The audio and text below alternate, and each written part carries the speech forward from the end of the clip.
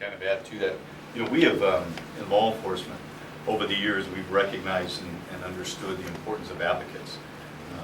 We have Susan's prior role, where she was an advocate in the cold case homicide unit, dealing with victims' families and helping them to deal with the process and to be that constant communicator. We also have advocates that work in our domestic violence unit. We have for many years partnered with the Marjorie Mason Center. So we have advocates that have worked on site within our Family Justice Bureau for the purpose of communicating with not only our investigators but with the victims and through a number of social service agencies. And we also have had advocates in our financial crimes unit. They've been very helpful in helping victims of financial crimes, identity theft, get through the criminal process. So we are very much aware of the importance of advocates. It's one thing to investigate a case and to successfully prosecute that case. It's another to make sure that that victim is taken care of throughout the entire process so that they do not feel re-victimized. Gene, how many of these rapes this year are you seeing an increase in younger people being raped? You know, I would... Nina Jacobs, she's a sergeant in our sexual assault. I would say that the problematic rapes that we see are, I don't know if it's an increase, but alcohol use among teenagers, which certainly causes complication for the investigation of sexual assaults and the prosecution of such sexual assaults. And so I think that's the main trend we're seeing that's a problem in our investigations and our successful prosecutions. Can you give us an example of when this team would be called out to a scene, as opposed to, you know? Several of our detectives are called out. There's already protocol for that. This detective and this advocate are going to specialize in those cases of sexual assault in regards to alcohol intoxication or drug intoxication that creates problems for the investigation and prosecution. I'm sorry, I'm still not clear. Has the number gone up of younger people being raped, and maybe as a result of using more alcohol and drugs?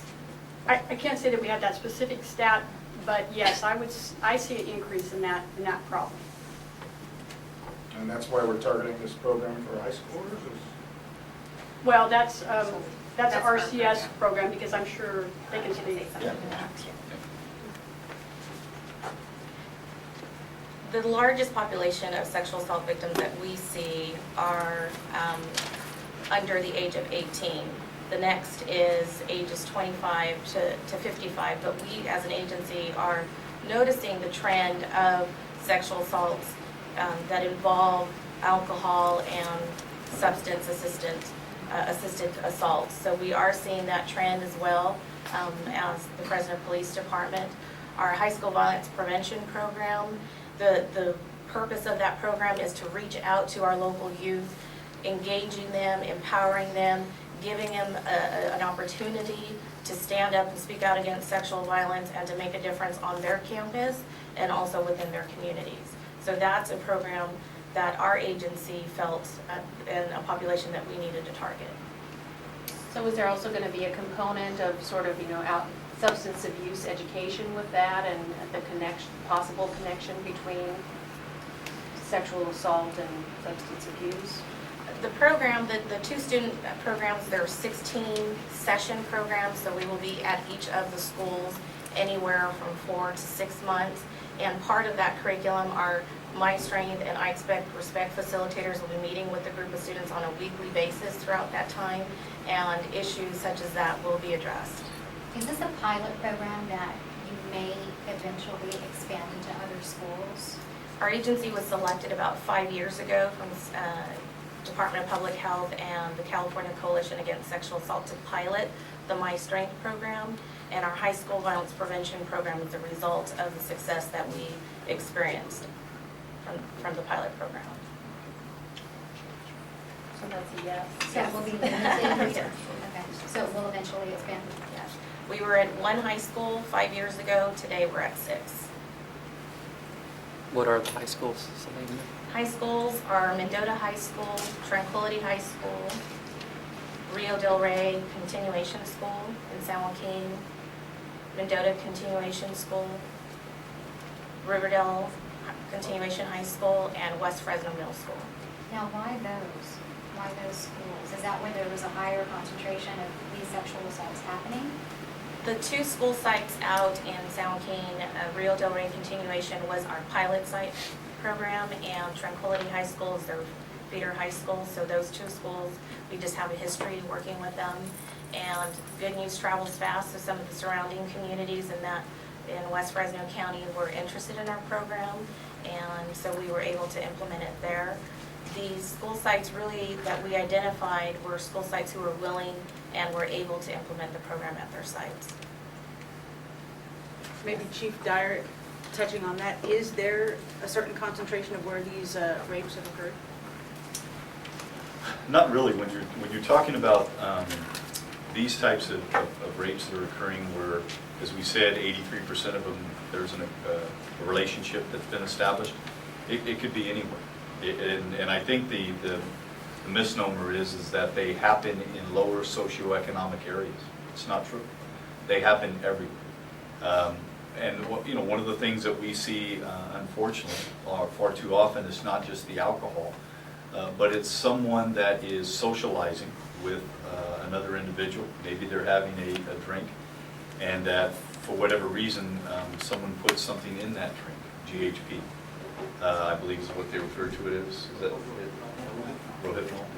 And it is that causes that person to have the inability to prevent that from occurring in the victim.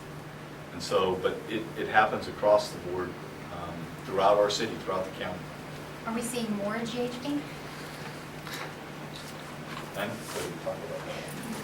Since I threw that out there. We suspect that at times, but there's a short duration in some of the testing processes of GHB. Our victims are saying that quite often is combined with alcohol, but we also have a delayed reporting problem at times. And if they delay, it makes it more difficult for us to collect that evidence to prove that they have GHB or Rohypnol or some drug-facilitated sexual assault in their a drug that is used to facilitate that crime. But again, alcohol is the primary drug that we see used in sexual assault. While you're there, you mentioned that rape doesn't always happen between strangers, you could know each other. Are you seeing an increase in the number of rapes being reported by a couple, husband-wife? Those cases are investigated by our domestic violence unit because of the complications associated with domestic violent rape allegations. But again, I don't have those specific stats, but I would say yes, we have seen a little bit of increase in that problem also. Can you speculate on why? I hate to ever speculate on anything, but I can tell you we're not just, what Sergeant Jacobs said is that we're seeing an increase, a slight increase perhaps in domestic violence type sexual assaults and rapes, but we're also seeing an increase in domestic violence cases. And what ends up happening when you have individuals that are going through a lot of stress, in our society right now, there's a lot of stress. There are a lot of people that are out of work. There are people that are going through some economic difficulties. There's an increased use of alcohol and drugs in our society today. And when you combine those things into the family, sometimes you end up with increased levels of domestic violence. And as a result, you may end up with increased levels of sexual abuse. Now, we don't know that to be 100% certain, but those are some of the trends that we're seeing in terms of domestic violence for certain. Okay. All right, thank you very much.